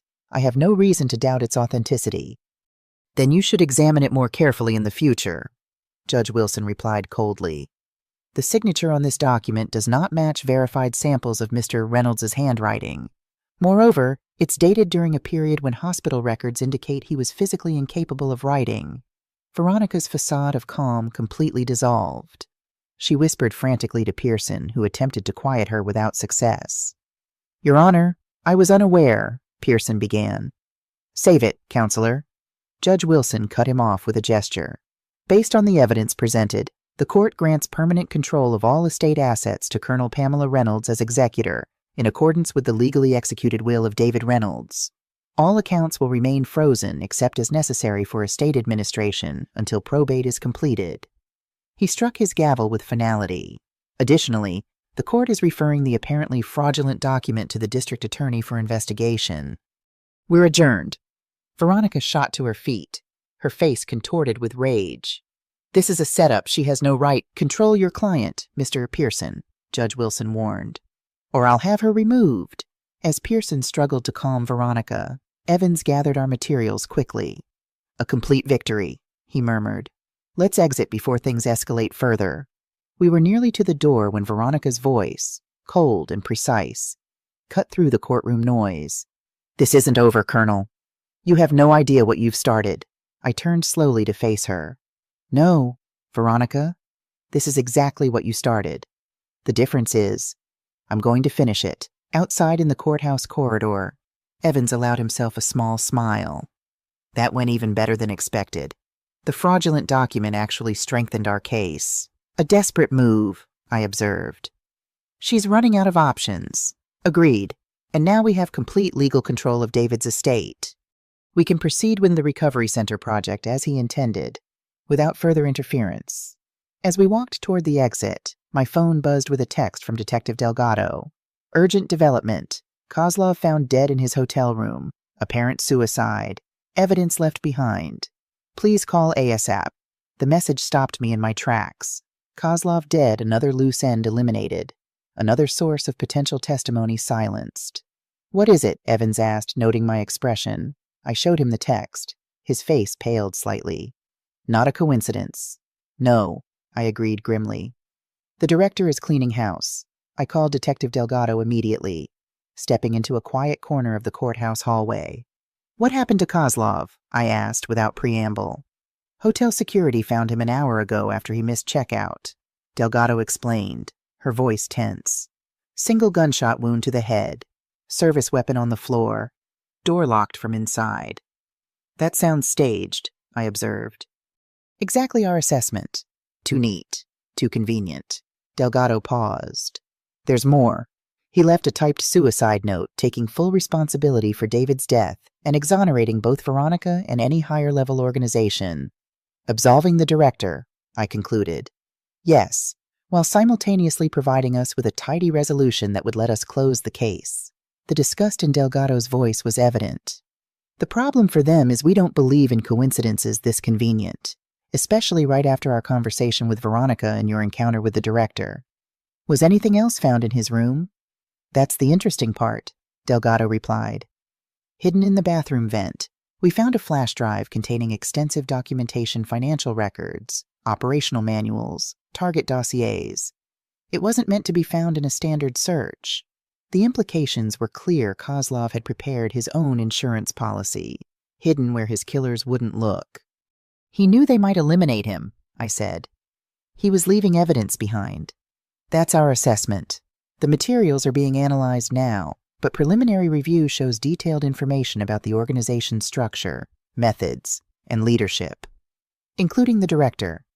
Yes, there's a dossier with the name Dragomir Petrovich, along with photographs, contact information, and financial connections. Finally, a name and face to attach to the cold voice that had so clinically discussed my son's death. We need to move quickly, I said. If Kozlov was eliminated, others might be at risk. We're already coordinating with FBI and Interpol on Petrovich. He's apparently a Serbian national with business interests throughout Eastern Europe and the U.S. Delgado's voice grew more urgent. Colonel, we believe you may also be at risk. Petrovich contacted you directly, which means you're now a potential liability. I was already a liability, I countered. I'm David's mother and executor of his estate. Yes, but now you're also a witness who can identify Petrovich's voice and connect him directly to the criminal enterprise. Delgado paused. We'd like to place you under protective custody until we can secure the situation. The military strategist in me recognized the wisdom of her suggestion, but another part, the mother seeking justice, resisted the idea of hiding while my son's killers might escape. I need to attend the meeting at Second Chance Foundation this afternoon, I said instead. William Nelson is expecting me to review the recovery center plans. Evans, who had been listening to my side of the conversation, shook his head in warning. Delgado's response was equally concerned. Colonel, I strongly advise against maintaining your regular schedule. If Petrovich's organization is watching you, then changing my patterns will alert them immediately, I finished. Detective, I spent 35 years in military operations, including intelligence work. The safest approach is often to maintain normal movements while increasing security discreetly. After further discussion, we compromised I would attend the Foundation meeting as planned, but with plainclothes officers nearby and a tracking device on my person. Immediately afterward, I would be moved to a secure location until Petrovich was located. I arrived at the Second Chance Foundation precisely on schedule. The break-in damage had been cleaned up, though extra security was now visible, a uniformed officer at the entrance and security cameras being installed by technicians. William Nelson met me in the reception area, his expression brightening slightly at my arrival despite the circumstances. Colonel Reynolds, thank you for coming despite everything that's happened. He led me to a conference room where architectural plans were spread across a large table. We've managed to recover most of the project documentation from our cloud backups. The physical plans were taken, but we had digital copies. The recovery center designs were impressive, modern, welcoming buildings arranged around central garden spaces, with separate areas for residential treatment, outpatient services, and community programs. David's architectural expertise was evident in every aspect of the design, from the functional layout to the aesthetically pleasing details. Your son created something truly special here, Nelson said, his voice warm with admiration. He insisted on design elements specifically to combat the isolation that often accompanies addiction. Shared spaces, natural light, connections to outdoor areas. As Nelson walked me through the plans, I felt a bittersweet pride. This was David's legacy, not just buildings, but a vision for healing and second chances. It stood in stark contrast to the predatory exploitation Veronica and her organization had practiced. "When can construction begin?" I asked.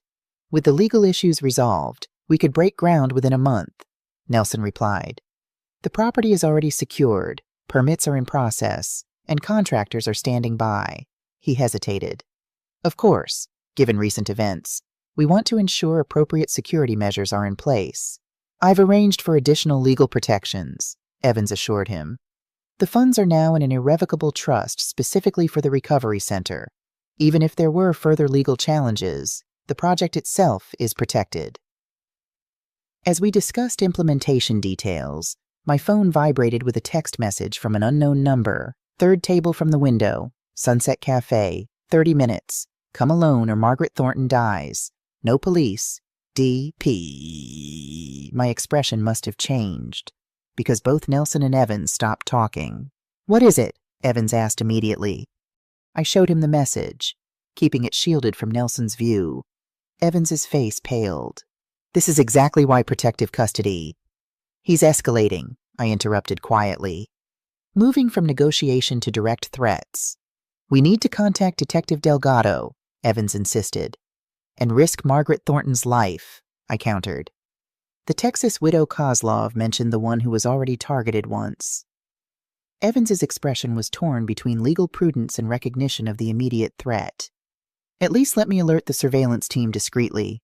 I nodded, stepping away to give him privacy for the call while I continued reviewing plans with Nelson, maintaining a calm facade despite the deadly ultimatum now ticking down. When Evans returned, his expression was grave but composed. "They're adjusting the surveillance perimeter," he murmured, "but they advise strongly against direct contact." I checked my watch. 20 minutes remaining. "I need to step out briefly," I told Nelson. "Military habit, I never miss scheduled medication." "Of course," Nelson replied. "We'll continue when you return." In the hallway, I turned to Evans. "I need to go." "Colonel, this is clearly a trap," he argued, keeping his voice low. "Petrovich is trying to isolate you from protection." "I'm aware," I replied calmly. "But he's also making a critical mistake underestimating me because I'm a grieving mother rather than respecting me as a military strategist. Even the best strategist can't overcome a prepared ambush alone." "I won't be alone," I assured him. "Delgado's team will maintain distance but remain available, and I've faced worse odds in combat zones with less preparation." Evans recognized the determination in my stance, the same resolve that had carried me through 35 years of military service and now fueled my pursuit of justice for David. "At least take this," he said, reaching into his pocket and retrieving a small object that looked like an ordinary pen. "Recording device, military grade, works even when seized and searched." I accepted it with a nod of thanks, impressed by his foresight. The Sunset Cafe was 3 blocks from the Foundation, a moderately upscale establishment popular with local business people. As I approached, I scanned the area with practiced efficiency, noting exits, potential cover positions, individuals who might be surveillance or security. Inside, the cafe was busy with late afternoon customers. The third table from the window was positioned in a relatively private corner, partially shielded by decorative plants. A man sat alone there, his back to the wall, face visible only to those directly approaching the table. Dragomir Petrovich matched the description from Kozlov's files, mid-50s, distinguished appearance, silver hair precisely styled, wearing an expensive suit that suggested European tailoring rather than American fashion. He watched me approach with the calculating assessment of a predator. "Colonel Reynolds," he greeted me, his voice the same cultured tone I'd heard on the phone. "Please, sit down." I remained standing. "Where is Margaret Thornton?" A slight smile touched his lips. "Direct as expected from your military background. Mrs. Thornton is perfectly safe, currently enjoying a spa treatment at the Bellagio, under the watchful eye of an associate who will release her unharmed once our conversation concludes satisfactorily." "Prove she's alive and unharmed," I demanded, without breaking eye contact. Petrovich reached into his jacket and withdrew a phone. He tapped the screen and turned it toward me. The video showed an elderly woman in a spa robe, reading a magazine. The timestamp showed it was current. "Now please sit," he repeated, his tone still polite but with an edge of command. "We have matters to discuss." I took the seat across from him, positioned to maintain view of both Petrovich and the cafe entrance. Evans's recording pen was in my jacket pocket, capturing every word.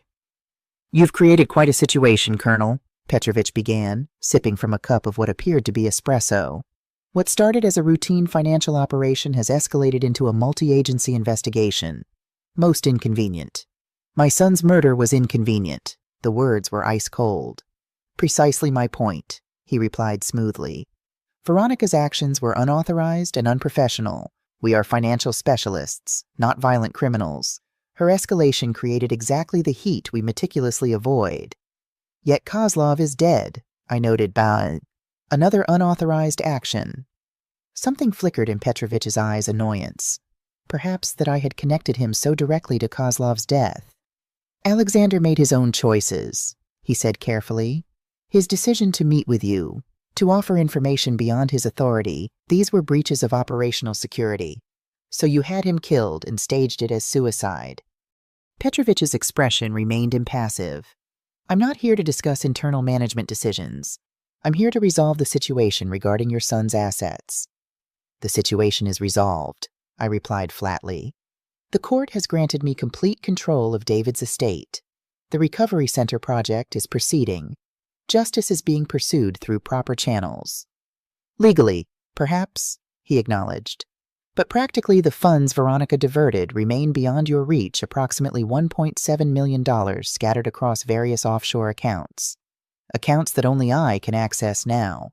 The calculated precision of his knowledge confirmed what I'd suspected. Petrovich hadn't just overseen the operation. He had personally secured the stolen assets once Veronica was arrested. "And you're offering to return these funds," I surmised. "For appropriate considerations." "Yes." His tone was businesslike, as if discussing a corporate merger rather than stolen money. "I can facilitate the complete return of all diverted funds, provide documentation confirming Veronica acted without organizational authorization regarding your son's medical care, and ensure the Recovery Center project proceeds without interference." "In exchange for what?" "Your influence with law enforcement," he replied simply. "Specifically, your statement that evidence points solely to Veronica and Kozlov acting independently, without connection to any larger organization. You want me to help dismantle the RICO case they're building," I translated. His slight smile acknowledged my understanding. "Precisely. Individual fraud cases against 2 rogue operators are manageable. A federal investigation into a transnational criminal enterprise is excessive." I studied him with the analytical assessment I'd developed through decades of military intelligence work. Petrovich believed he was negotiating from a position of strength, holding both the stolen funds and Margaret Thornton as leverage. But his presence here, his direct involvement rather than working through intermediaries, suggested desperation beneath the confident exterior. "You're exposed," I realized aloud. "Kozlov's death brought unwanted attention. Evidence was found that you didn't anticipate." Something hardened in Petrovich's expression. "Alexander was careless. It changes nothing about our current situation." "It changes everything," I countered. "You're not here offering a deal from strength. You're here because you're compromised and looking for an exit strategy." His composure slipped momentarily, revealing calculation and something that might have been concern before the mask of control returned. "Your military background makes you unusually perceptive, Colonel, an admirable quality." He leaned forward slightly. "But perception doesn't change the fundamental equation. I have resources you want: your son's money, Margaret Thornton's safety. You have influence I need." "You miscalculated," I told him, my voice level. "You assessed me as a grieving mother who could be manipulated through guilt and fear. You failed to properly weigh my military experience." "Did I?" His expression remained confident. "Perhaps you should reconsider your own assessment. Colonel, your surveillance team is currently engaged with a diversion 3 blocks from here. Margaret Thornton's safety depends entirely on my phone call, and while you've been speaking with me, associates have been positioning themselves throughout this establishment." I had already noted the 2 men at the bar who had entered shortly after me. the waitress who had been watching our table too intently, the businessman near the door whose hand remained suspiciously close to his jacket. "You're planning to leave the country," I guessed, watching his reaction. "Tonight, probably. This meeting is your final attempt to contain the damage before you disappear." His expression confirmed my assessment. A strategic withdrawal is sometimes the most prudent course of action. The question remains, will you cooperate and facilitate a clean resolution, or will you force unnecessary complications? I considered my options with the tactical analysis that had served me throughout my military career. Direct confrontation was impractical given the civilian setting and multiple hostiles. Stalling would only increase risk to Margaret Thornton. A false agreement followed by later betrayal would violate my personal code. "I'll cooperate," I said finally, "under specific conditions." Relief flickered briefly across Petrovich's features. "Name them?" "First, Margaret Thornton is released immediately, not after our discussion concludes. But now, while we continue talking." He considered this, then nodded once. Taking out his phone, he sent a brief text message. "Done. My associate will escort her to her room and depart. Second, the complete return of all funds taken from David's accounts, transferred to the trust established for the recovery center. Acceptable, though it will require specific routing instructions.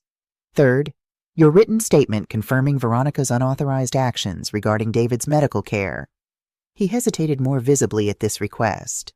"Such documentation could potentially be used against me if our arrangement isn't honored." "It's non-negotiable," I stated firmly. "You want me to help contain the investigation. I need evidence that ensures justice for my son." After a moment of calculation, he nodded again. "I can provide a statement through appropriate channels, nothing directly signed, but information that will assist the case against Veronica."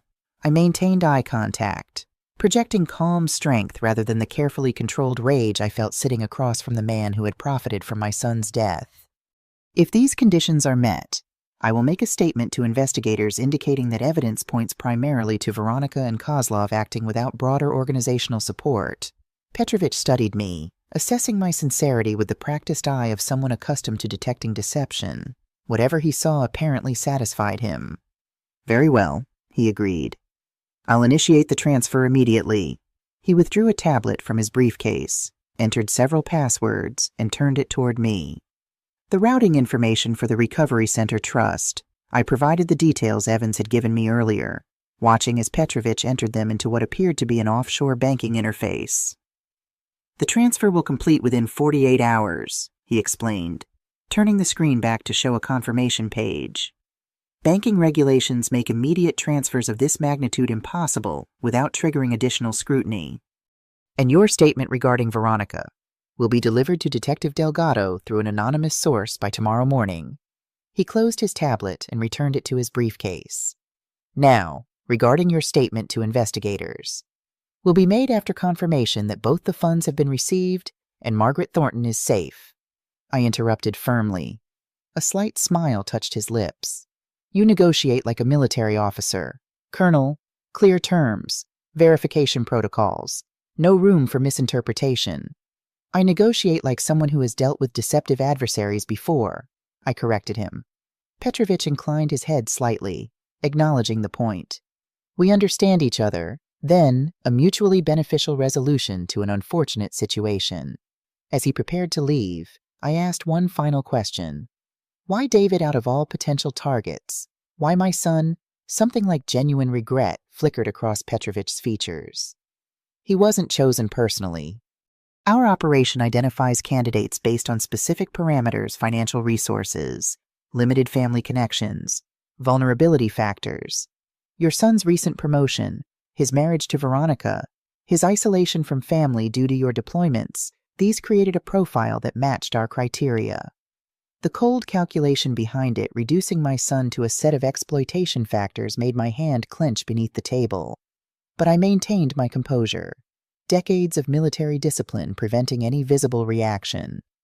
"One more thing," I said as Petrovich stood. "If the funds aren't transferred as agreed, or if Margaret Thornton is harmed in any way, there won't be a place on earth where you can hide from justice."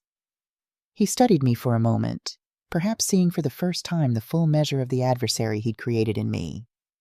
"I believe you," Colonel, fortunately, such measures won't be necessary. Our business is concluded.